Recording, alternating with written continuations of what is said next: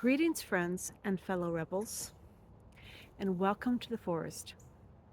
Today, I want to talk about emotions, but rather than, it's a big topic, rather than get into the weeds because I'm discussing things too generally or too carelessly, I want to hone in on one specific emotion at a time. Today, I want to talk about fear. You see, every emotion has its place, has its service that it gives us. And fear is one of the most dangerous emotions, but also the most helpful. As an empath, I've had to navigate understanding each emotion, the reason for it, and the context where it must be put, where it best serves. Now, fear it can aid you or it can kill you. It's really a double-edged sword. It's, in my discipline, associated with Saturn. It can be used to control another person or a group of people.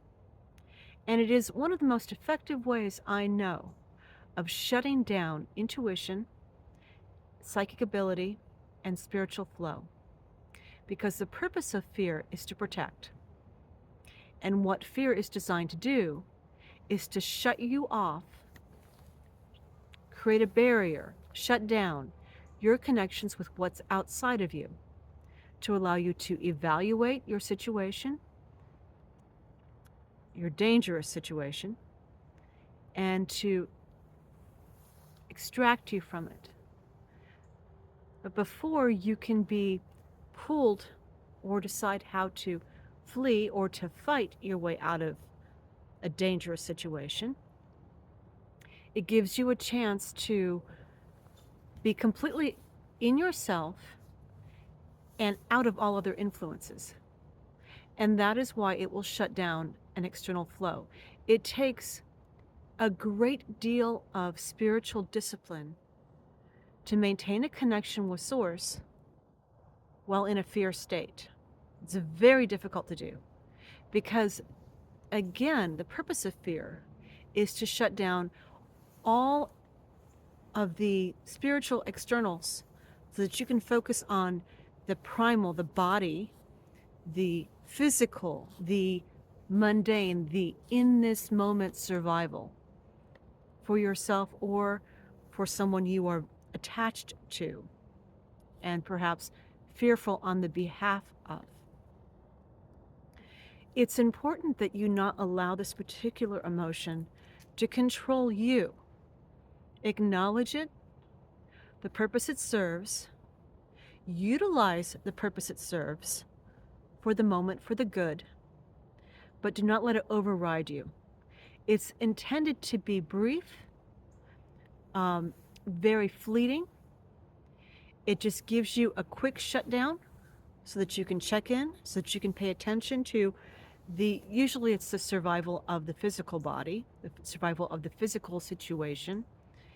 It can be tied to if you have vested your spirit into externals, if you've vested your vitality into another person, say a family member, someone you're close to, you love, a companion, what we call pets, I call companions.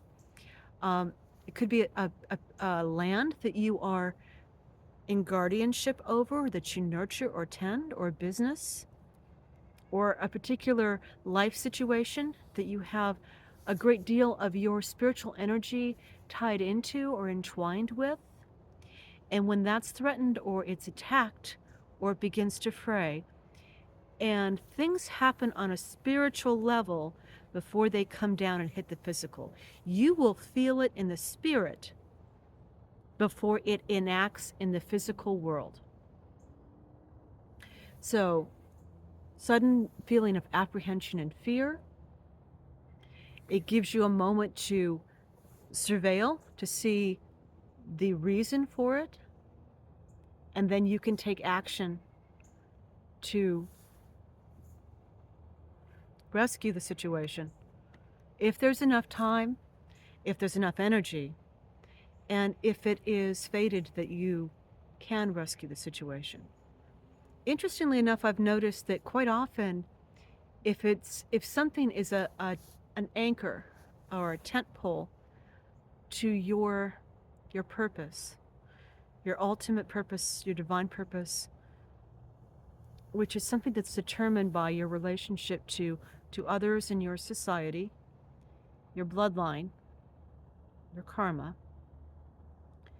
Sometimes those warnings will not happen because what is to occur is meant to occur. And there needs to be a clear field for it to happen. And if you're a very spiritually powerful person and have the capacity to push back against that anchor event, sometimes those warnings, they don't occur. So if you do have a warning, just know that there's a potential for you to influence the situation, perhaps not to stop it, but to influence it. Fear is a warning, but it's also a device used to cut out what's threatening, the threatening energy. And if you immediately call in source when you feel fear, check in, define the problem, if possible, and then call on source immediately. That gives you the best potential of rectifying whatever is about to occur or is occurring. Because fear will cut you off from everything. But if you deliberately invite a particular energy in, the energy of the divine in, to aid you in that moment, that will be the only thing that will be able to touch you on a spiritual level, as long as that energetic shield is in place. Now, the biggest problem with fear that I've heard from those who work with it, who work with the spirit, is its downside. It can paralyze.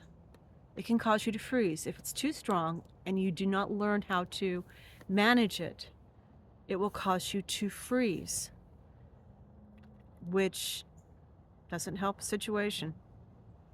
And too many of us get lost in the intensity of that reaction, freeze, and then have no way of dealing with the situation if it's coming directly at us. As I've said, if you train yourself to call on source when you feel that ultimate jeopardy, if it becomes second nature to you, to open a channel, here we go with channeling, to open a conduit to source and bring that energy through, you have the best chance of rectifying the situation, whatever the situation is. Something to think about, and welcome to the forest.